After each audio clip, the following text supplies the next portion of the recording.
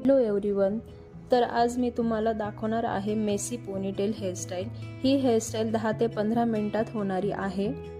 तर सर्वात आधी मी हेअर सेक्शन काढून घेतलेले आहे। नॅप एरियावर मी पोनीटेल टाकते आहे।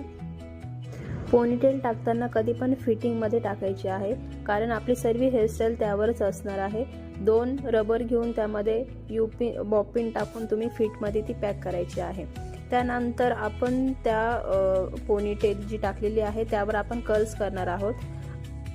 पूर्ण पोनीटेलला आपण कर्ल्स करून घेणार आहोत।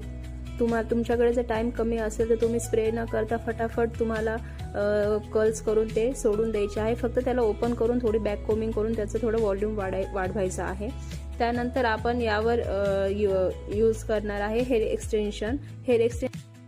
आपण यूज करणार आहे हेअर एक्सटेन्शन। हे जे हेअर एक्सटेन्शन आहे हे कर्ल्स मध्ये आहे, तर हे आपण अटॅच केलेले आहे पोनीच्या वरच्या साईडला। तर जे काही आपण पोनी करणार आहे त्याच पोनीला आपल्याला राऊंड करून त्याच्यामध्ये ऍड करायची आहे, आणि जे काही उरलेले हेअर आहे त्याला आपण पुन्हा कर्ल्स करायचे आहे। हेअर एक्सटेन्शनने काय होतं, जो आपला हेवीनेस जो लुक आहे तो चांगला उठून दिसतो। ठीक आहे। त्यानंतर आपल्याकडे हेअर क्राउन एरिया उरतोय आणि इयर टू इयर एरिया उरतोय। तर आपल्याला आपण दोघं पण पार्ट मध्ये टॉंग मशीनचा यूज करून आपण ते टॉंग मशीन करून घेतोय, कारण की आपल्याला फ्रंटला काही वेगळं नाही करायचंय। ते जे हेअर आहे तेच आपल्याला बॅक साईडला घ्यायचे आहे। ते टॉंग जे आहे आपण केले ते कम्प्लीट झालेले आहे। तर त्यानंतर मी करते स्प्रे आपण का करतो, ते जे काही आपले बेबी हेअर आहे ते आपले सेट होऊन जातात। ओके। तर आपण ते पूर्ण कर्ल्स जे केलेले आहे त्याला ओपन केलेलं आहे आणि बॅक साईडला टर्न करून बॉब पिनने आपण फिट केलेलं आहे।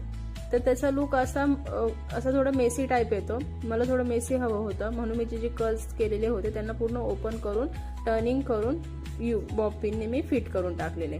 आता माझी पोनीटेल पूर्णपणे रेडी आहे। तर मला एक फिनिशिंग देण्यासाठी मी त्याच हेअर मधून काही थोडे हेअर घेते आहे, आणि जी पोनीटेल जो रबर यूज केलेला आहे त्या रबरला मी नॅचरल हेअरने राऊंड अँड राऊंड करते, जेणेकरून तो लुक अजून छान वाटेल।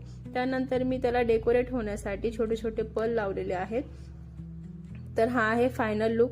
तर सांगा मला कमेंटमध्ये की हेअरस्टाईल कशी झालेली आहे। So thank you.